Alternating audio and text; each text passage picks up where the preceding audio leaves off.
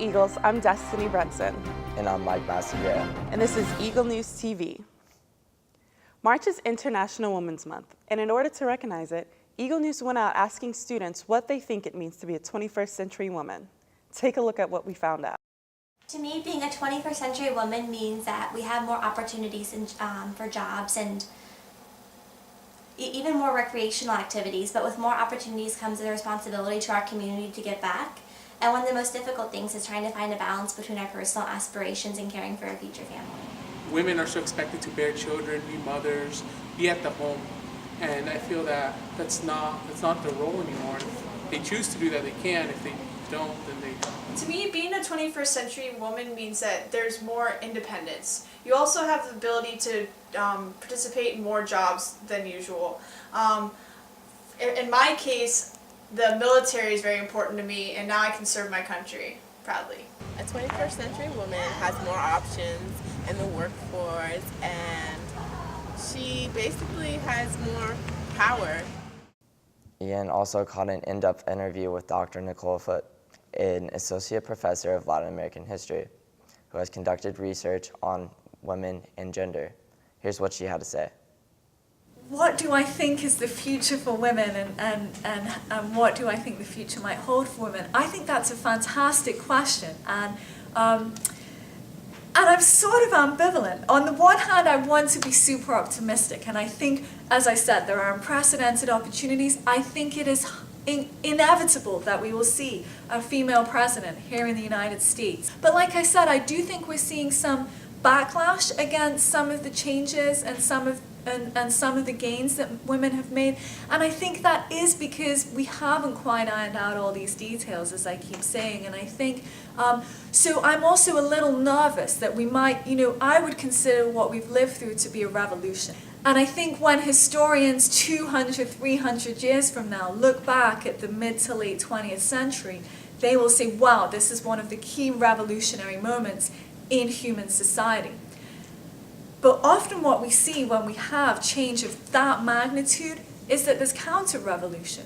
Because when something is just so overwhelmingly significant, a lot of people kick back against it, and it's hard to adjust to.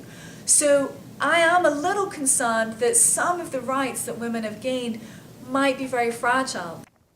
Eagle News was asked to attend a faculty-student discussion regarding how to generate student involvement. We now turn to Kayla for the story. Thanks, Destiny. On Wednesday, a total of 9 faculty members and approximately 13 students met in Merwin Hall to discuss how professors could generate a higher level of participation in their classrooms. The presentation, introducing techniques and available technologies, was hosted by Dr. Terrence Leary, Dr. Beth Murray, and Marianne Moore. Dr. Murray introduced faculty and students to websites like polleverywhere.com, which demonstrated how cell phones could replace clickers by not only gathering polls, but full sentence responses from students as well.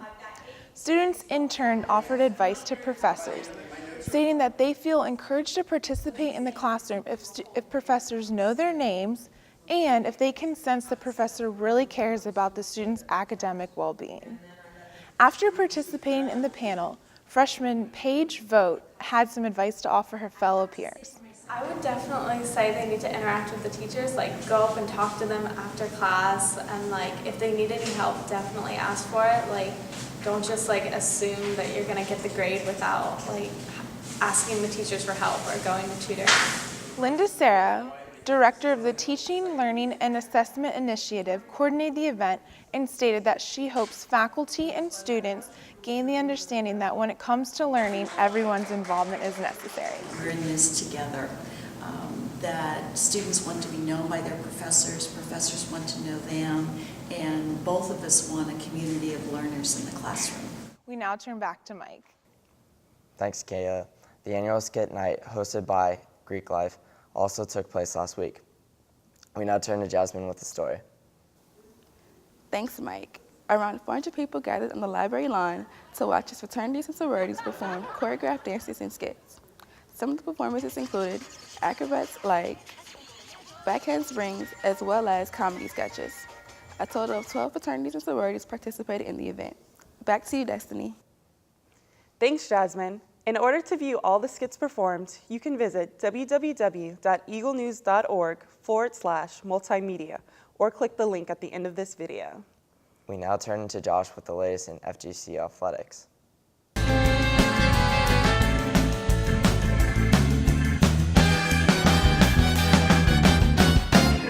Thanks, Mike. I'm here with Jake Coyle, senior forward on the Division II national champion hockey team here at FGCU. We just beat Grand Valley 4-2 on Tuesday at Germain Arena for the American Collegiate Hockey Association Division II title. Jake, you guys basically brought back the same team as last year. I mean, talk about how much this meant for you guys. You know, it was really amazing. Last year, came so close. We had a great team, and to fall short was really a heartbreaker. But this year, it was unbelievable. All the guys pulled together, and it was really amazing. Having the same guys as last year, just kind of redeem ourselves, it was pretty unreal. Yeah, I know you were so close last year. You know, you lost in the final round of pool play. And I mean, just talk about what, you know, you were down. I mean, did that ever creep into your mind? You were down 2-1 heading into the final frame. I mean, you know, we went down a couple games this Nationals by 1 goal, and we battled back. I had it in the back of my mind. I knew this was our year. We had a saying all year, you know, for the boys, and even when we were down, we all stuck together, and I just kind of had that feeling that someone was going to step up big and kind of lead the team, and that's exactly what happened. And then talk about, you know, the students. I mean, I feel like, you know, hockey's really big here. I mean, you were at home. I mean, what were the students saying? Any memorable conversations afterwards? You know, it's really been unbelievable, especially the KA guys. They've been following us now for, well, I've been here 2 years, and they've been here, you know, 2 years, and they've been our most loyal fans. And I was getting texts all week, you know, good luck, Jake. Good luck to the team. We'll definitely be at all the games. You know, I'd walk around on campus with my FGCU hockey stuff on, and everyone was like, oh, you're on the hockey team, good luck, you know. And then after, when we won, I was walking on, and teachers and all the students were like, oh, congratulations, we heard about it, it was awesome. You know, the students are really very supportive, which is awesome, because it's great to have the student body, the faculty, and even some local people around to kind of cheer us on. I know you have a very international team. You know, I think fewer than a third of the players on the team are from Florida. I mean, talk about how you're able to draw people from Canada, Finland. I mean, do people come here for hockey? Yeah, they're surprised when they get here to find out we have hockey. I mean, a lot of people vacation here from all over the world, and when they hear of hockey, especially hockey players, they're like, no way, you know, there's hockey right here. And, you know, so when we kind of sell our school, now that we won a national championship, it's going to be a lot easier to get our name out there and get people down here. But I mean, if you think about it, we play a game on a Friday night, you can be at the beach during the day on Friday. You know, you can wear shorts to the rink. There's not many places in the world you can be at the beach and then play hockey every night. So it's really a unique place here, and FGCU is great.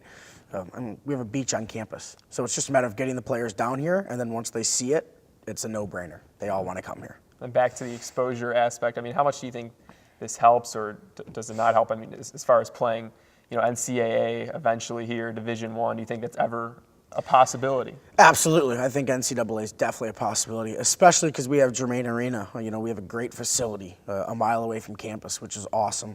I definitely think it doesn't happen overnight. It's going to take a little bit of time, but I definitely see it happening in the future. I mean, we're still a young school. Our sports teams are all, you know, fairly young as well, but I think if we keep proving that we can play at the next level, then I think we'll have no problem getting NCAA status. All right, thank you, Jake. Thank you. This has been the FGCU Athletics Report. Back to Mike. Thanks, Josh. That concludes this week's broadcast. Signing off, I'm Mike Massengera.